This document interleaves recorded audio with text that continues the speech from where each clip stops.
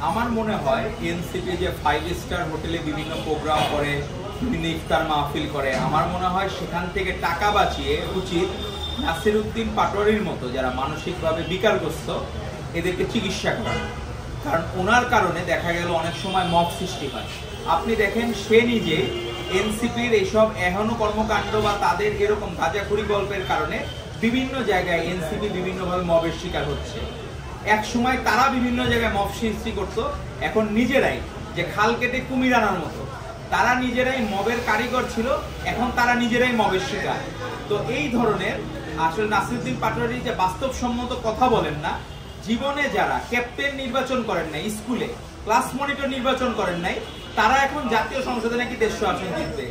মানে এই বিষয়টা আসলে অদ্ভুত। অনেকে মনে করতেছে ডাকসুতে কারচুপির মাধ্যমে জিতে এরা পৃথিবী জয় করে ফেলেছে, কিন্তু তারা যে আসলে বোকার স্বর্গে বাস করছে এটি জাতীয় নির্বাচনে প্রমাণ হয়। আজকে এনসিপি যেখানে কোনো নির্বাচনে অংশগ্রহণ করেনি, ভবিষ্যতে তাদের পারফরমেন্স কি হবে এটি একটা গবেষণার বিষয়।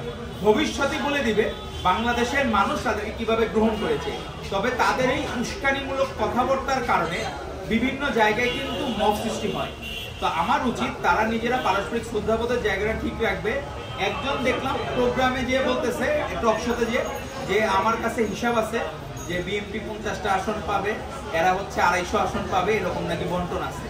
তো আমার মনে হয় তাদের আসলে মানসিক চিকিৎসা করানো দরকার। কারণ বাংলাদেশের এখনো সবচেয়ে জনপ্রিয় দল বাংলাদেশ জাতীয়তাবাদী দল বিএনপি। তো এই ধরনের টক শো বিভিন্ন জায়গায় পাবলিক প্লেসে আমরা কখনো তো বলি নাই যে আমরা 300 আসনই পাবো। আমাদের পারস্পরিক শ্রদ্ধাবোধের জায়গা আমরা সবসময় ঠিক রাখি। বাংলাদেশ জাতীয়তাবাদী দল বিএনপির সবচেয়ে জনপ্রিয় দল, বাংলাদেশের সবচেয়ে জনপ্রিয় দল হচ্ছে বাংলাদেশ জাতীয়তাবাদী দল, আর সবচেয়ে জনপ্রিয় নেত্রী হচ্ছে আপসহীন দেশনেত্রী বেগম খালেদা জিয়া, আর নেতা হচ্ছেন আমাদের ভারপ্রাপ্ত চেয়ারম্যান জনাব তারেক রহমান। ওনারাও কখনো বলেন নাই যে আমরা 300 আসনে বিজয়ী হব। কারণ আমরা মানুষের ভোট মন জয়ের জন্য, মানুষের ভোট মানুষ যাতে স্বেচ্ছায় ভালোবেসে যাতে আমাদের ভোট দেয় সেটার জন্য আমরা চেষ্টা করি। আমাদের এইসব গাঁজাখুরি গল্প করারও সময় নেই। আমরা যেমন এই যে ছাত্রদল 38টা টিম সারা বাংলাদেশে ছড়িয়ে পড়েছে, আমরা কাজ শুরু করেছি।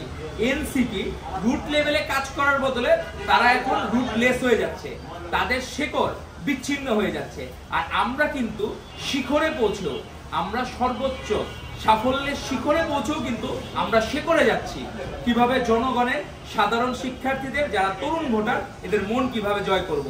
কারণ আমরা সবসময় জনগণমুখী দল, আমরা সবসময় বাংলাদেশমুখী দল, আমাদের এর বাইরে আর কোনো অস্তিত্ব নাই। তো নাসিরউদ্দিন পাটোয়ারির মতো যারা এইরকম গাঁজাখুরে গল্প করে তাদের মানসিক চিকিৎসা করানোর জন্য দাবি জানাচ্ছি এনসিপির কাছে যে তারা যাতে দ্রুত তাদের মানসিক চিকিৎসাগুলো করায়। আর তারা এসব ফাপড় বা বিভিন্ন কথাবার্তা না বলে, আমরা তো দেখলাম না রুট লেভেলে কেউ একটা কাজ করতেছে, তাদের সংগঠনের জন্য তারা কাজ করছে।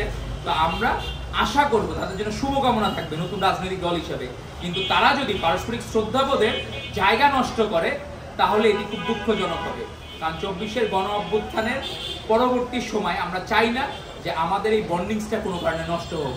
কারণ 24-এর গণ অভ্যুত্থানের আগে অনেকে লিড করতো, অন্য সংগঠন করতো, কিন্তু সেখান থেকে তারা নিজেদের ভুল বুঝতে পেরে তারা কিন্তু হাসিনা বিরোধী আন্দোলনে শরিক হয়েছে।